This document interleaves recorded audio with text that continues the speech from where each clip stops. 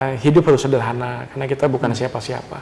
Itu yang selalu. Dan sampai ke anak-anak saya sekarang, anak-anak saya itu nggak tahu saya siapa. Saya tahunya saya pegawai provinsi aja. Boleh ditanya ke anak-anak saya.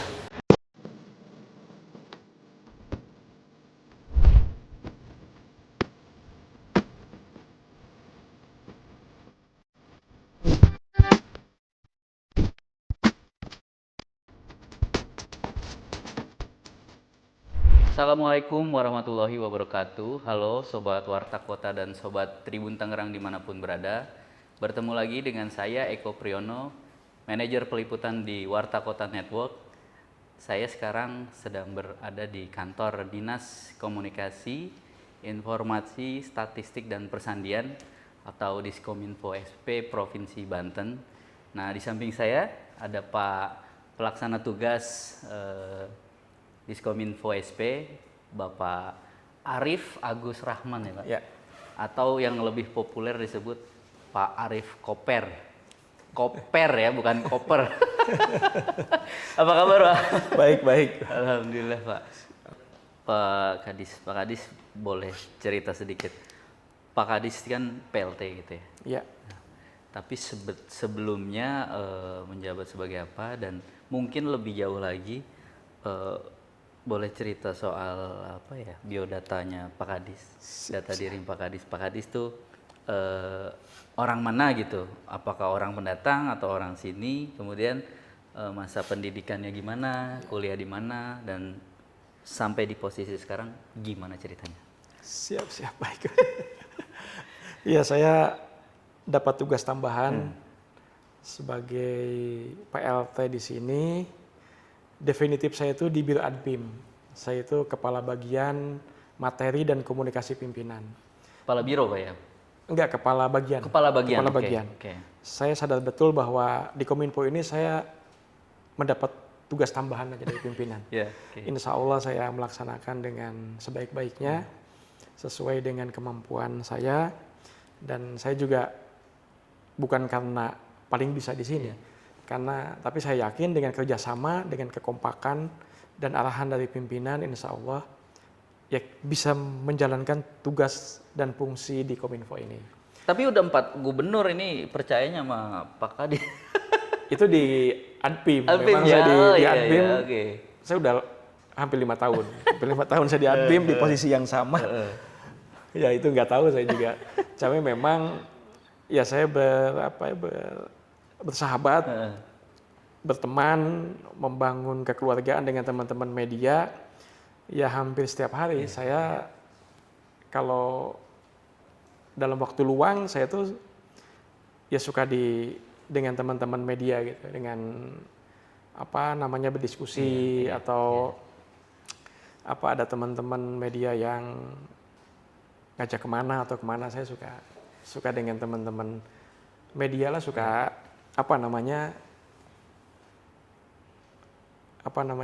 ya berdiskusi begitu, sambil ngopi lah kalau kata orang. Nah terus saya itu asli Pandeglang. Oke, lahir Pandeglang. Saya dilahirkan di Pandeglang.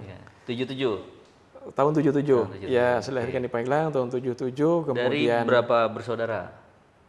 Saya 3 bersaudara. 3 bersaudara. Saya yang pertama, yang kedua di Rangkas Bitung, yang ketiga juga di Rangkas Bitung. Saya di Serang di sini. Nah, Bapak Ibu profesinya sebagai apa tuh Pak? Ibu saya bukan siapa-siapa. Ibu saya cuma pensiunan, sekarang guru SD dia. Guru SD. Bapak juga? Bapak juga guru SD. Nah, masa kecilnya gimana itu di Pandeglang? Masa kecil saya dihabiskan di Kampung Kadugedong. Saya asli dari Kadugedong. Insya Allah saya juga dikebumikan di sana juga. Saya sudah bilang ke keluarga, saya dilahirkan di tanah ini, saya ingin pas pulang juga di sini. Begitu. Kehidupan saya dibesarkan di keluarga sangat sederhana. Ibu saya cuma guru. Ya saya sih ceria aja karena main kuda-kudaan dari pelepah pisang. Masih ya? Enggak, masih ya. Terus main mobil-mobilan dari kulit jeruk. Iya. Terus main ya karena waktu itu nggak ada HP kan. Jadi saya masih main gobag, main susumputan, bebentengan, itulah pokoknya segala bentuk permainan. Galasin gitu Pak ya? Ya, Lubak sodor. Ya, itu. Jadi ya saya tumbuh di sana, kemudian saya sampai SMA di Pandeglang, kemudian saya kuliah ke Jogja. Nah, kenapa Jogja? Nggak tahu, saya tuh klik aja dengan Jogja itu. Okay. Berhati nyaman, kata orang-orang. Saya ke Jogja, kuliah di sana. Saya bareng dengan sahabat saya yang sekarang jadi dai itu, Gus Muafik tuh. Saya angkatan saya. Ya, terus kemudian Pak Menteri PG gitu. Satu sekolah dengan saya di STPMD. Dia angkatan 95, saya 95, sama-sama kita. Dan saya di sana ya bermain ya banyak belajar lah dari kehidupan di sana, sehingga ketika saya pulang ke sini tahun 2000 saya jadi PNS saja. Tapi saya juga sempat ikut ya sedikit berkeringat terbentuknya Provinsi Banten. Waktu itu saya mahasiswa di Jogja, saya ikut aksi di Bandung waktu tahun 99 tuh. Sampai tahun 2000. Tahun 2000 itu saya ikut aksi di Gedung Sate dengan teman-teman Porban waktu itu, teman-teman di Bandung. Kami dari Pormabi di Jogja, teman-teman dari Jogja ke Bandung tuh naik kereta. Besoknya aksi selama sebulan tuh di sana untuk mendapatkan rekomendasi dari DPRD Jawa Barat untuk pembentukan Provinsi Banten. Itu masih sebentar Pak. Jadi buat teman-teman yang belum tahu, dulu Banten ini sebelum jadi provinsi baru ya Pak, tergabung di wilayahnya Jawa Barat gitu kira-kira. Jadi nanti loh kok Jawa Barat nih? Enggak, ini penjelasannya gitu ya kira-kira. Iya. Ya Pak, lanjut Pak. Siap, ya ikut dengan teman-teman, dan kemudian pas tanggal 4 Oktober juga saya ikut di gedung DPR MPR. Ngawal itu ya? Ngawal, saya hadir di situ. Pas 4 Oktober tahun 2000. Saya di sini dengan teman-teman, ada teman-teman saya Nandar dari Bandung tuh, yang orang Pandeglang juga, yang dari Lebaknya juga ada, dari Serangnya ada. Kenapa ngerasa perlu hadir?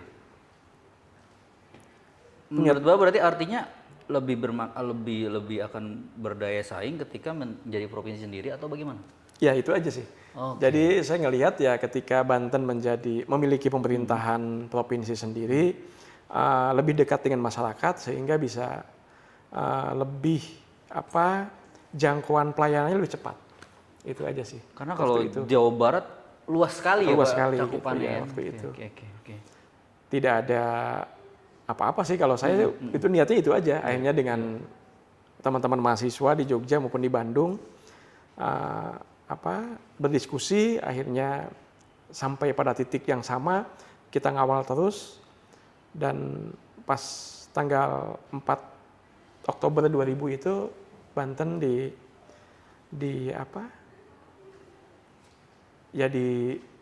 provinsi dikukuhkan gitu. Lah ya, dikukuhkan menjadi provinsi di paripurna itu. Iya. Di era presidennya Gus Dur kalau nggak salah. 2000. Iya. Oh, berarti itu senangnya double tuh Pak ya. Putra daerah gitu kira-kira, wah ikut hadir. Langsung ini. Tapi tanggung jawab moralnya tinggi juga. Tapi memiliki tanggung jawab moral yang tinggi bahwa ya kita memiliki kewajiban yang sama, siapapun memiliki tugas yang sama untuk mengabdi kepada Provinsi Banten maupun kepada Indonesia. Pak tadi bicara kuliah, kan Bapak dari bilang keluarga sangat sederhana. Untuk biayanya gimana Pak? Apa Bapak beasiswa atau? Enggak, saya itu dikirimi orang tua itu 100.000 per bulan. Iya, setiap bulan itu 100.000. 100.000. Jadi kalau tanggal 25 atau 24 main ke teman-teman. Jadi kalau ada Indomie 1, saya pinta tuh Indominya. Ini kunjungan sosial. Iya, kunjungan sosial, ada Indomie, saya pinta tuh Indominya. Minimal bisa bertahan sehari saya. Karena cukup makan Indomie sehari, ya besoknya. Jadi makannya nggak 2 kali tuh. Dulu sekali aja. 100.000 waktu itu. Saya dikirim 100.000 sampai tahun 99. 100.000. Jadi nggak pernah naik-naik tuh. Pokoknya dari 95 sampai 99 tuh 100.000 aja. Tapi waktu itu memang masih murah sih. Saya ke Jogja itu kalau naik stasiun dari Lempuyangan ya, naik kereta Ampu Jaya waktu itu cuma 9.000. Iya. Dia cuma 9.000. Masih ada buat bertahan hidup ya, Pak? Ya, Masih banyak lah ya. Nah, kemudian selesai kuliah tahun 2000 berarti? 99 saya.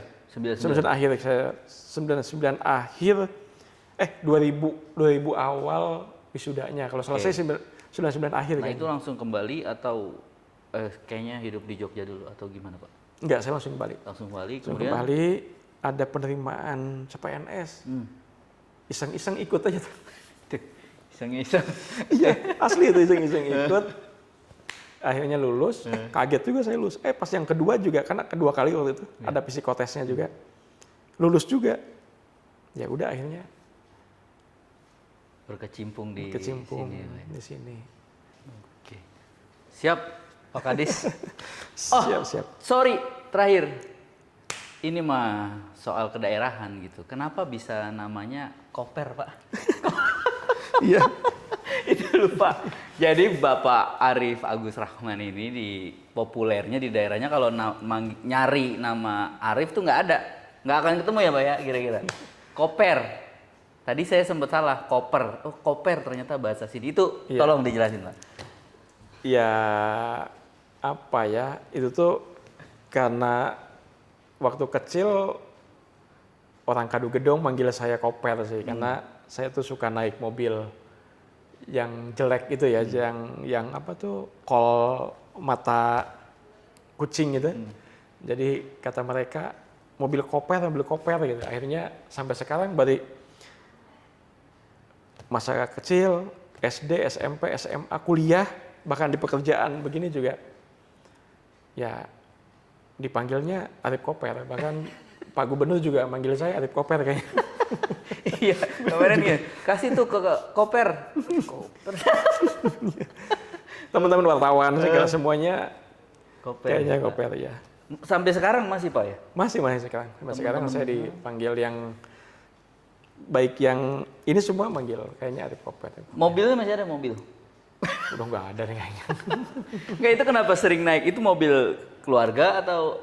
Ya mobil keluarga. Mobil keluarga. Tapi Bapak ya. seneng bener lah pokoknya ya. Iya, karena dulu mah kan itu tuh apa ya? Ya mobil jadul lah kalau gitu mah ya, mobil. Siap. Itu sih. Siap, Pak Kadis. Siap. Mudah-mudahan saya juga punya kebetulan punya hobi itu musik-musik Iwan Fals. Jadi saya sempat jadi ketua OI Banten itu 2 periode, dari 2003 sampai 2008-an. Saya pernah jadi ketua OI di Provinsi Banten ini. Fanatik ya memang ya, Pak ya? Ya, Palesmania gitu. Lagu apa, Pak, yang paling Bapak suka? Kalau saya, kalau saya suka lagu Ibu sih. Ke Ibu ya? Lagu ke Ibu. Kenapa, Pak? Maknanya ya? Atau? Saya tuh kalau ibu saya nyuruh apa, WA atau apa, saya pasti pulang ke Pandeglang. Walaupun kita lagi begini nih misalnya, ibu apa, saya ke Pandeglang. Pasti nengok ibu saya. Apa karena ya ibu? Ya saking, ya itu ya. karena beliau segala-galanya bagi hidup saya. Paling diingat apa, Pak? Pesannya ibu? Ibu kan masih ada, maksud saya ketika Bapak menapaki jalur pekerjaan, kan pasti ada. Ibu saya itu apa, ya hidup harus sederhana, karena kita bukan siapa-siapa. Itu yang selalu. Dan sampai ke anak-anak saya sekarang, anak-anak saya itu nggak tahu saya siapa. Saya tahunya saya pegawai provinsi aja. Boleh ditanya ke anak-anak saya. Anak-anak saya Jabatannya nggak tahu nih? Nggak tahu dia, mereka nggak tahu. Lah emang nggak pernah ke kantor? Enggak, kayaknya nggak pernah. Anak-anak saya tuh nggak tahu. Anak saya sampai sekarang yang kuliah di Jogja maupun di Purwokerto, semua tahunya saya pegawai provinsi aja. Berarti kalau ini tayang baru tahu kayaknya nih, Pak? Ya mungkin, tapi mereka juga nggak bakal nanya juga. Nggak bakal nanya juga, ya. Nggak bakal nanya. Walaupun kemarin juga sempat sholat Id di alun-alun Serang, dikenalin ke Pak Gubernur, ke Pak Wakil Gubernur, ya mereka juga nganggap itu, ya itu. Karena Bapak kerja di Pemprov, gitu aja. Gitu aja. Oh, soal fasilitas, Pak? Enggak, biasa aja. Kan Bapak sama istri kan kerja, artinya kan secara ekonomi Bisa lah mencukupi. Karena di LHKPN saya semua dicantumin di situ. Enggak, maksudnya tidak mengajar, ya biasa aja. Enggak, biasa aja anak saya. Motor dikasih gitu? Sekarang pas kuliah jadi motor. Karena di Jogja kan nggak ada angkot. Iya. Ya, mobilitasnya kendaraan motor di sana. Itu aja, mereka enggak. Kenapa, Biasa aja. Pak? Ya saya selalu ingat ibu saya itu. Bahwa ya ketika kita ingin berhasil ya harus prihatin gitu. Ya karena tidak ada sesuatu yang berhasil tanpa diperjuangkan. Nah kalau karena kita dari keluarga sederhana, keluarga yang bukan siapa-siapa, ya saya sangat ingat betul nasihat ibu saya itu ya. Saya nggak pernah neko-neko sampai sekarang juga. Walaupun saya sekarang di Kominfo juga, saya ke teman-teman kerja saya mengatakan ya bekerja dengan baik semuanya, nggak perlu mikirin saya atau apa, pokoknya bekerja aja. Pak, tapi Kita berarti bangun. pernah ngerasain ini nggak, makan telur dicampur kangkung gitu yang dibagi banyak itu? Nggak segitunya ya? Kalau di Jogja saya sampai ini pernah saya lapar satu malam, kemudian di tempat cucian ada kerak, nah itu saya ambil. Kerak nasi itu? Kerak nasi itu, ya. Langsung ya, apa sih? Iya, ya kan? iya. Oh itu sampai ya, ya. Itu Gus Muapik tahu tuh.